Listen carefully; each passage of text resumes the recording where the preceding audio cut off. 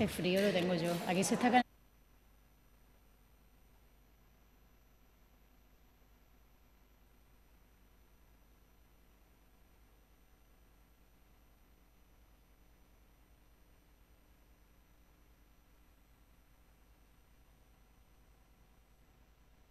Bueno, si les parece, buenos días. Comenzamos la rueda de prensa, como siempre. Agradecemos su presencia en la habitual rueda de prensa tras el Consejo de Gobierno de la Junta de Extremadura. Paso a relatarles los asuntos más importantes que aprobó hoy el Consejo de Gobierno y comenzaré por los asuntos de la cartera de Medio Ambiente y Rural, Políticas Agrarias y Territorio. En concreto, quiero hablarles de la importancia de los libros genealógicos, que son una parte muy importante de la conservación y de la mejora de las razas ganaderas. Por ello, el Consejo de Gobierno hoy aprueba la orden por la que convocamos ayudas para la gestión de estos libros, de los libros genealógicos de las razas ganaderas autóctonas españolas de la Comunidad Autónoma de Extremadura para el ejercicio 18, con un presupuesto de 650.000 euros. Podrán ser beneficiarios de estas subvenciones asociaciones o organizaciones de criadores de razas ganaderas autóctonas puras que carezcan de ánimo de lucro y que hayan sido reconocidas oficialmente por el Ministerio de Agricultura, por la Consejería competente de la Junta de Extremadura. El pasado 27 de junio del 2016 fue publicado en el Diario Oficial de Extremadura el decreto por el que se establecen estas bases reguladoras, por referenciarle a qué bases reguladoras nos estamos refiriendo con la convocatoria de hoy, y ahí tienen cuáles son las razas locales o autóctonas que están en nuestra comunidad autónoma y que, por tanto, hay que preservar con ese instrumento al servicio de esa conservación que son los libros genealógicos. También en la cartera de Medio Ambiente Rural, Políticas Agrarias y Territorio, que, como saben, es la competente en materia de transporte, aprobamos hoy la convocatoria de subvenciones destinadas al fomento de la movilidad mediante el transporte público regular de uso general de viajeros por carretera, la conocida como tarjeta SATE, con una financiación con un presupuesto de 1.312.000 euros. Ahora esta tarjeta no necesitará ser actualizada y renovada por el propio beneficiario de la misma, como ocurría con la regulación que implantó en la legislatura pasada el Gobierno del Partido Popular. Nosotros cambiamos hace unos meses esta regulación para que sea la Administración quien la revise de oficio y, por tanto, facilitemos a quienes son usuarios de la tarjeta SATE. Estamos hablando de personas jubiladas, estamos hablando de estudiantes, principalmente con la dificultad que entraña muchas veces los pueblos pequeños de tener que ir a arreglar esta tarjeta y, al final, evitar un trámite administrativo que entendíamos que lo que hacía era que el usuario no la solicitara y no fuera beneficiario de la misma.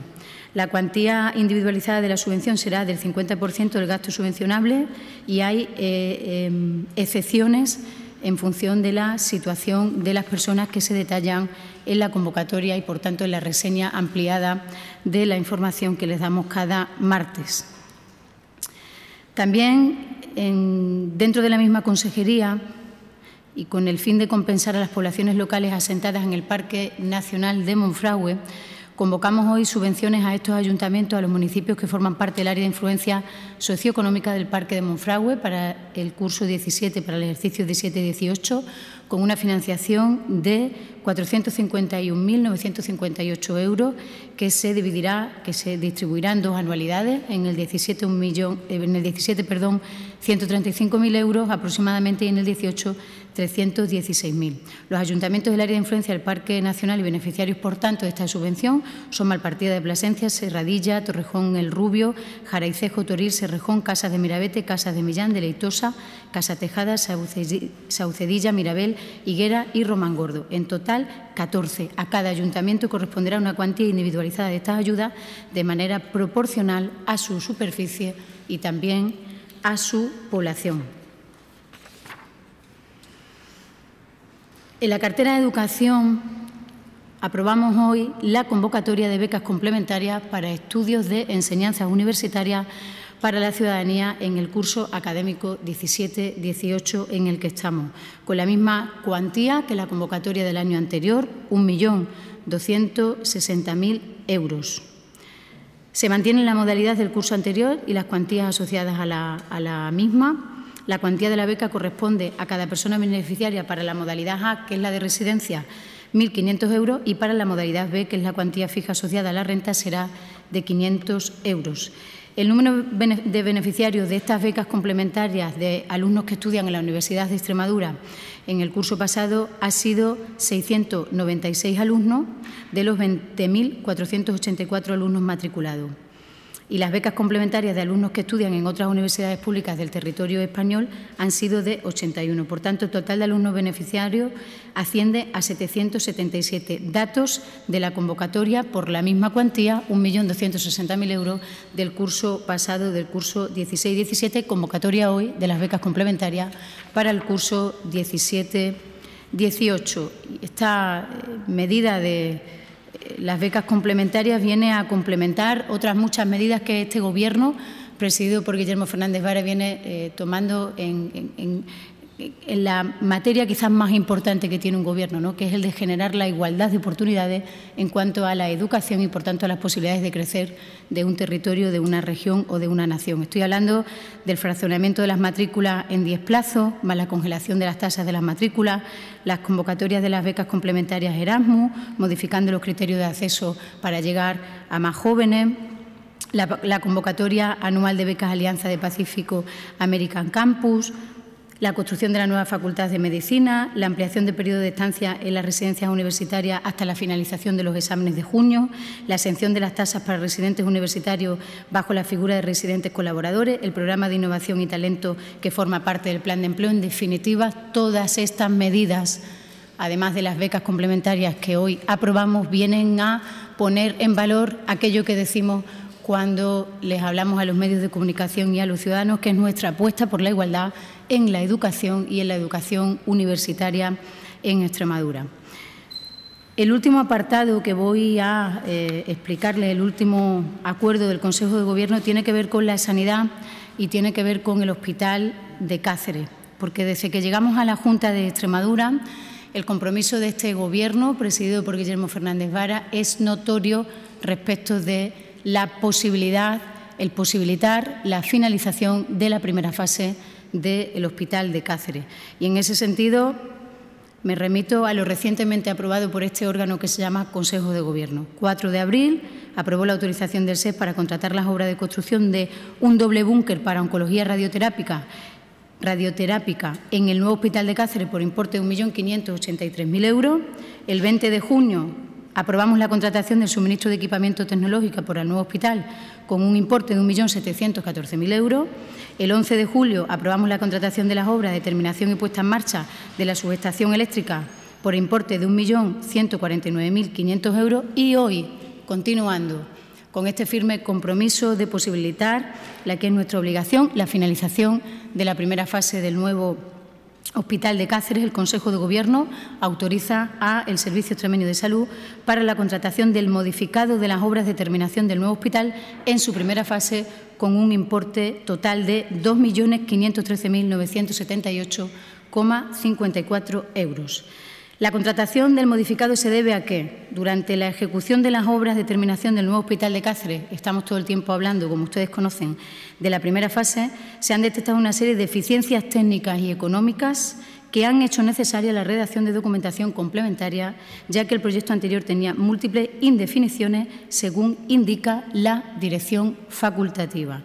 Como ejemplo, les diré que se ha tenido que rehacer el proyecto de urbanización porque las costas estaban mal calculadas, se inundaría gran parte de las instalaciones, no funciona y la helisuperficie estaba mal calculada. De ahí que hoy autoricemos la aprobación de este modificado que viene a incrementar el presupuesto inicial de la primera fase en 2.513.000 euros, de tal manera que de los 13 millones y pico que era el presupuesto de esta primera fase, se sitúe finalmente en un presupuesto de 15.878.484,44 euros. Esta y las decisiones tomadas con anterioridad ponen de manifiesto nuestro compromiso desde que llegamos a la Junta de Extremadura y al Gobierno regional para finalizar la primera fase del Hospital de Cáceres. Por seguir un orden, en la rueda de prensa del Consejo de Gobierno nos acompaña hoy el consejero de Economía e Infraestructuras, el consejero Navarro, que va a explicarles dos importantes medidas que tienen que ver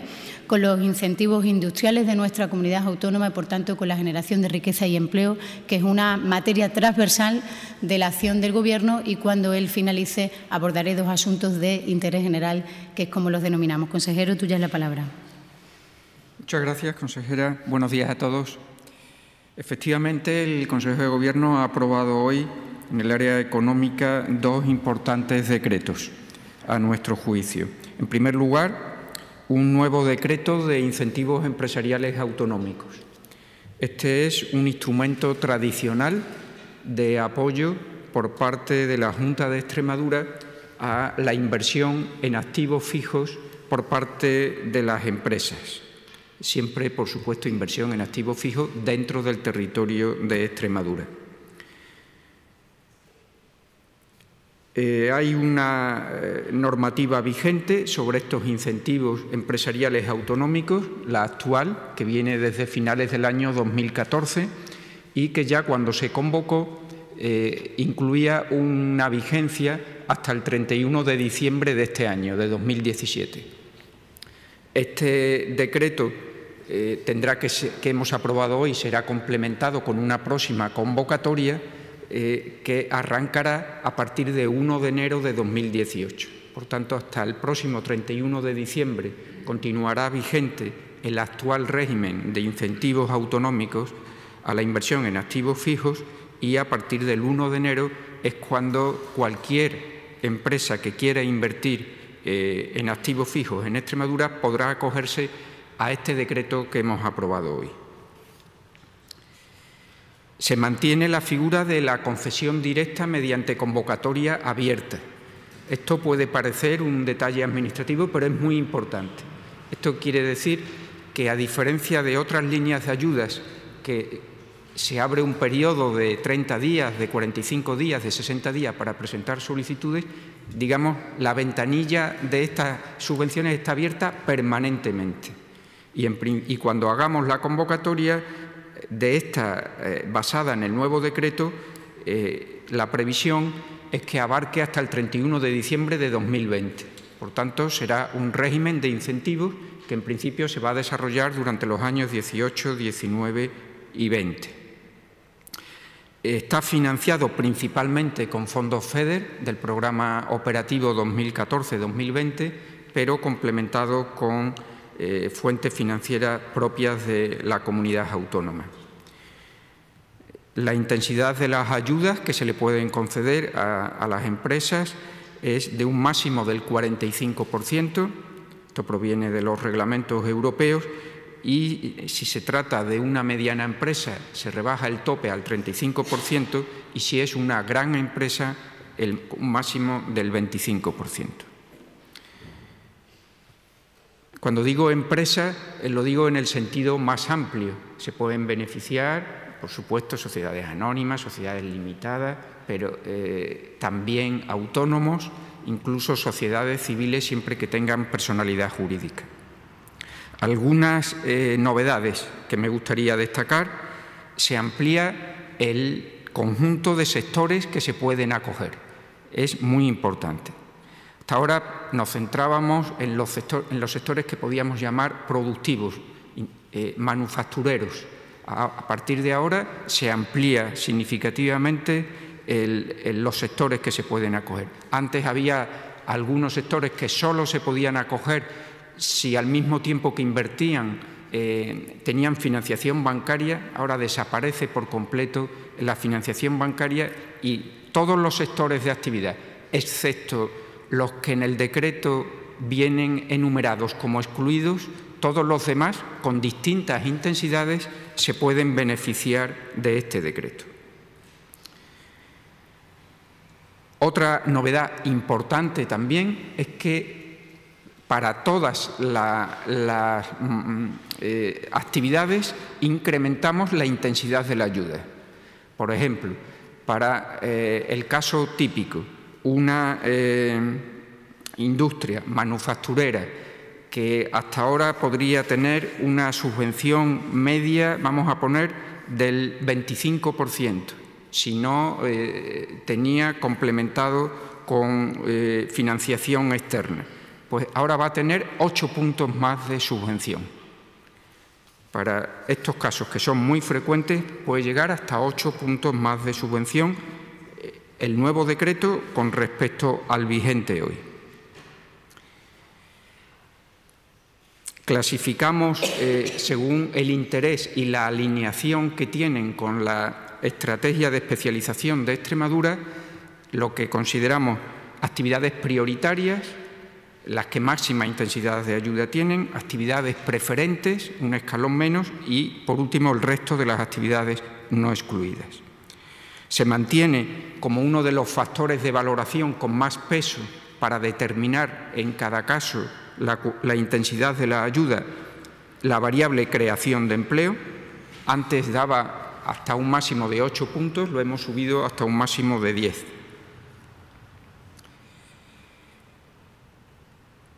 Se concede una diferenciación positiva para proyectos presentados por autónomos, por mujeres, por jóvenes y por la economía social.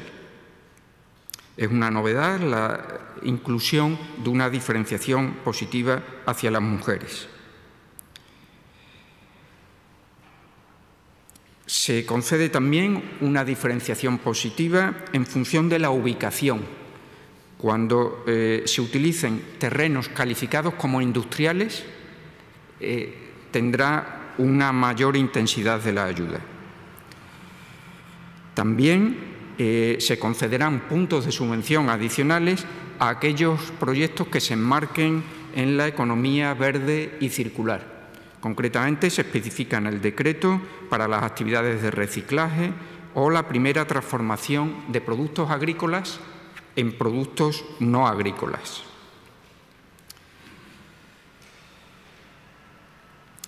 Una novedad que también queremos destacar, algo que por primera vez se hace en una línea general de subvenciones de la Junta de Extremadura, y es que se incluye un apoyo diferenciado a los municipios afectados por el cierre de la mina Agua Blanca.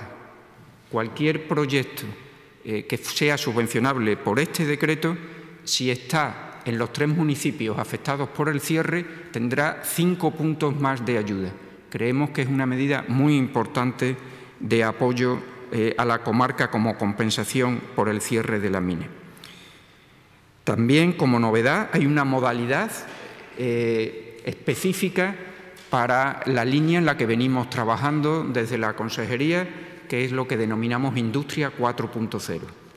Entendemos que este es el futuro de la industria, no solo de Extremadura, de todo el mundo, y por tanto queremos lanzar este mensaje de que para que las industrias extremeñas den paso en este camino hacia la industria digital hace falta esta línea específica. Se mantiene también la modalidad, en esto no se cambia, de ayudas al relevo generacional. Aunque este decreto no tiene todavía la convocatoria y, por tanto, no tiene la dotación económica, pero sí puedo adelantar que la previsión que manejamos en este momento es que esté dotado con un total de 54 millones de euros. Es un esfuerzo importantísimo el que se realiza para apoyo a los empresarios y a los autónomos. Y hay que recordar que esta línea es diferente completamente de otra importantísima en Extremadura y que gestiona la Consejería de Medio Ambiente, que es la de incentivos agroindustriales. Un proyecto no puede ir a la vez por agroindustriales y por estos incentivos que presento hoy. Por tanto, son cantidades que se suman, todas las convocatorias que hace Medio Ambiente para proyectos agroindustriales y estos que son para proyectos precisamente no agroindustriales. Y repito, un esfuerzo económico importantísimo, dotando inicialmente con 54 millones de euros. En segundo lugar, el segundo decreto del que hoy queremos hablar es el decreto de incentivos, de ayudas, de subvenciones a grandes proyectos de inversión. En este caso, proyectos industriales y proyectos muy singulares los que queremos apoyar.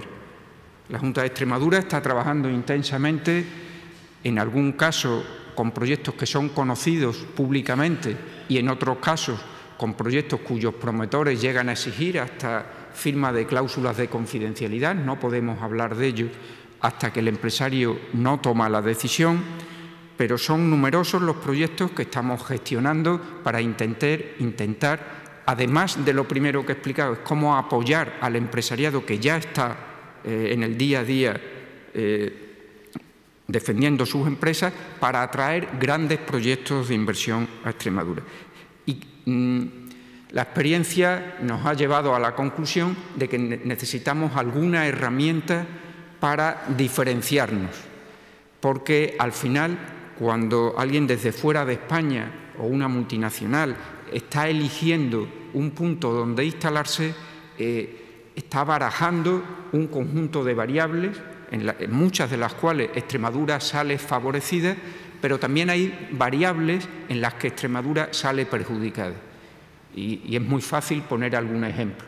Si un empresario necesita el ferrocarril para mover o materias primas o mover sus productos terminados, pues se encuentra con que Extremadura está en desventaja por nuestro gran déficit en infraestructura ferroviaria. Es un simple ejemplo. O un empresario que esté barajando ponerse en Madrid o en Extremadura. Para muchas cosas es más interesante instalarse en Extremadura, pero para otras no. Bueno, pues para compensar los inconvenientes que pudieran estar derivados de elegir como emplazamiento Extremadura, ponemos en marcha esta línea. A diferencia de los incentivos autonómicos que he presentado en primer lugar y que básicamente están financiados con fondos FEDER, esta línea está exclusivamente financiada con fondos propios de la comunidad autónoma, por lo cual, si cabe, el esfuerzo financiero es mucho más importante. Y ponemos el listón, por decirlo de alguna manera, para definir qué son estos grandes proyectos que tienen derecho a esta ayuda, el que la inversión sea superior a 50 millones de euros y el que la creación de empleo sea superior a 100 nuevos puestos de trabajo indefinidos directos. Más de 100 nuevos puestos de trabajo indefinidos directos y más de 50 millones de euros de inversión. Esto acota y pone alto el listón de los proyectos que se podrán beneficiar de estas ayudas, y añadimos otro requisito más, puesto que tenemos un parque de suelo industrial público muy importante en Extremadura, muchísimo suelo industrial, es requisito ubicarse en suelo industrial público, que mucho de ello ha sido financiado también con fondos europeos, pero con independencia de eso es una inversión que hoy tenemos improductiva, y una manera de estimular a que se rentabilice ese esfuerzo que en años anteriores vino haciendo la Administración regional, que ahora se pueda poner en valor aquel esfuerzo inversor en suelo industrial. La subvención máxima a conceder por proyecto de inversión será de 10 millones de euros, y el porcentaje, en este caso, si lo comparamos con el del primer decreto que hemos presentado, es mucho menor, porque aquí estamos hablando de cuantías de inversión enormes, y el porcentaje aquí fijo. Aquí no se manejan distintos criterios de valoración, a diferencia de los incentivos ordinarios. El porcentaje fijo será del 2,5%. Creemos que esto será una importante herramienta en esos contactos, en esas gestiones, insisto, muchas veces, la mayoría de las veces, realizadas necesariamente con discreción, pero será un instrumento que podremos utilizar para poner un elemento más para atraer inversiones a Extremadura. Gracias, consejero. Ahora atendemos todas las preguntas que quieran hacer de este importante asunto que nos explicaba el consejero Navarro, pero antes tenemos que anunciarles algunos cambios. Después de los cambios de la composición y estructura del Gobierno que les anunció el presidente de la Junta, aprobamos hoy algunos cambios en la Consejería de Medio Ambiente Rural, Políticas Agrarias y Territorio, que son los siguientes. Creamos la Secretaría General Específica de Desarrollo Rural y Territorio, que aglutina las competencias en materia de desarrollo rural y que va a coordinar otras políticas relacionadas especialmente con una problemática importante que tenemos, que es la del reto demográfico. Esta nueva Secretaría General estará liderada por Manuel Mejías Tapia, que hasta este momento ocupaba la responsabilidad de la Dirección General de Desarrollo Rural, que por tanto desaparece. Mejías asume las competencias de territorio, que hasta este momento estaban enmarcadas en la Secretaría General de Política Territorial y Administración Local. Estas últimas, las competencias de Administración Local, las seguirá liderando Nieves Esteban Paz en la Dirección General creada a tal efecto. Por tanto, desaparece esa Secretaría General cuyo titular era Nieves Esteban Paz, que pasa a ser la nueva Directora General de Administración Local, con la creación de esa nueva Secretaría General en esa apuesta decidida por el territorio, por el mundo local, por el desarrollo territorial de Extremadura y también por abordar una cuestión importantísima como es la del reto demográfico. Y también dentro de la misma consejería creamos hoy una Dirección General que no existía, la Dirección General de Emergencias y Protección Civil, que estará dirigida por Nieves Villar Fresno, que se convierte a partir de hoy en la nueva Directora General de Emergencias y Protección Civil. Creamos una estructura similar a la que tienen la mayoría de las comunidades autónomas de nuestro país, aglutinando en un único órgano directivo las competencias en materia de emergencia, protección civil y coordinación de las policías locales de Extremadura. Estas dos cuestiones, la de aglutinar en un único órgano gestor todo lo que tiene que ver con la protección civil, la seguridad, las emergencias y asumir el reto demográfico como un tema capital de la acción del Gobierno, vienen a mejorar el funcionamiento de la Junta de Extremadura y vienen también a dar respuesta a dos de los grandes acuerdos, a dos de los grandes asuntos que han sido tratados y que siguen encima de la mesa de la Conferencia de Presidentes de nuestro país. Abordar las emergencias en un único órgano gestor del propio Gobierno regional y apostar decididamente por la necesidad de que abordemos el reto demográfico como uno de los principales problemas a los que nos enfrentamos como comunidad autónoma. Estos son los cambios y, en otro orden de cosas y no menos importante, el calendario presupuestario por el que además ustedes, como es lógico, nos preguntan. Enviamos en el día de hoy, como ya dijimos la semana pasada, a todos los grupos parlamentarios con representación en la Asamblea las políticas de gasto. Por tanto, las grandes políticas que va a destinar la Junta de Extremadura: sanidad, educación, a desarrollo rural, la agricultura, ganadería. Las grandes políticas, las políticas de gasto, es la información que se envía hoy a los grupos parlamentarios cumpliendo con la hoja de ruta que viene diciendo el Gobierno cada semana, cada vez que tenemos la oportunidad de contarles en esta rueda de prensa las decisiones que estamos tomando. Nuestro compromiso de que esté el presupuesto, como ya dijo ayer el presidente de la Junta de Extremadura, y nuestra mano tendida y nuestra firme voluntad hacia un diálogo necesario que nos permita sacar adelante de nuevo un proyecto de ley de las cuentas regionales para el 18 y, en definitiva, de las políticas y de las decisiones que vengan a poner solución a los problemas que todavía tiene Extremadura. Y a partir de este momento sí estamos ya para contestar las preguntas que quieran realizarnos. Buenos días. Una precisión. En los dos decretos, uno ha dicho que no entraría en vigor hasta enero de 2018. ¿El segundo también? Inmediatamente. Ese desde que lo publique el DOE. Al día siguiente de su publicación en el DOE entra en vigor el de los grandes proyectos industriales. Máxima de 10 millones de euros. Sí, yo tenía varias cuestiones en cuanto a las becas. Deben estar ya disponibles para que las pudieran solicitar los beneficiarios. No sé si...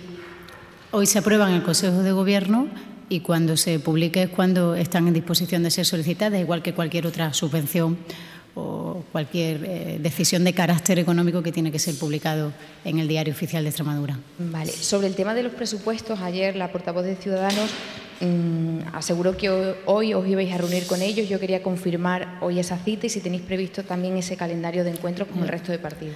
El Gobierno no se va a meter en lo ordenado o desordenado que estén las agendas de los grupos de la oposición. Pero esa reunión a la que se refería la portavoz de Ciudadanos, Partido de la Ciudadanía, es una reunión a la que ella no pudo asistir. Tanto, hoy no hay ninguna reunión y su disposición a reunirse con nosotros es la respuesta que no hubo en aquel momento cuando sí se planificó por parte de la Consejería. También he de decirle, por no ser injusta en mis palabras, que entendemos, como no puede ser de otra manera en el Gobierno, la propia composición de los grupos parlamentarios y que no se puede organizar de la misma manera los trabajos y las tareas de quien tiene un parlamentario, quien tiene 6 o quien tiene 30. Hasta ahí está claro, pero no mandemos mensajes y citas que no se van a dar porque el Gobierno otra cosa no, pero transparente y papeles muchos, respecto de toda la negociación parlamentaria. Vamos relatándole a los medios de comunicación y, por tanto, a los ciudadanos cada paso que vamos dando en la negociación parlamentaria, entre otras cosas porque entendemos que la transparencia y la comunicación directa y clara a este respecto viene a poner de manifiesto que el Gobierno es consciente de que no tiene mayoría absoluta. Por tanto, cada vez que nos reunimos con los grupos se lo decimos y así lo haremos también con Ciudadanos, entendiendo de sus dificultades, pero que hoy no hay ninguna reunión. Lo que sí hay hoy es el envío, tal y como dijimos la semana pasada, de las grandes políticas de gasto a los grupos parlamentarios. Cuando hoy reciban esos documentos, que igual hasta ya los han recibido en el transcurso de esta rueda de prensa, pues estaremos en disposición de ajustar las reuniones, como yo les decía la semana pasada, ya la negociación pura y dura, con los papeles por delante, y les informaremos, como siempre, a ustedes que son tan necesarios para que los ciudadanos conozcan los pasos que vamos dando. Sí, ya por último, bueno, hace unas semanas el Gobierno autonómico mostró su apoyo a las empresas proveedoras de las empresas catalanas. Precisamente hoy el presidente de la Junta inaugura una nueva línea en Gallina Blanca. Yo quería saber si ha habido algún contacto de alguna empresa catalana que se haya querido asentar aquí, Consejero que haya de Economía. querido tener el apoyo de la Junta. No soy conocedor de que haya habido ningún contacto derivado de la situación reciente en Cataluña. Empresas catalanas con las que estamos trabajando de proyectos de inversión en Extremadura, sí, pero que vengan vinculados directamente de la situación producida a partir del pseudo referéndum celebrado en octubre, no.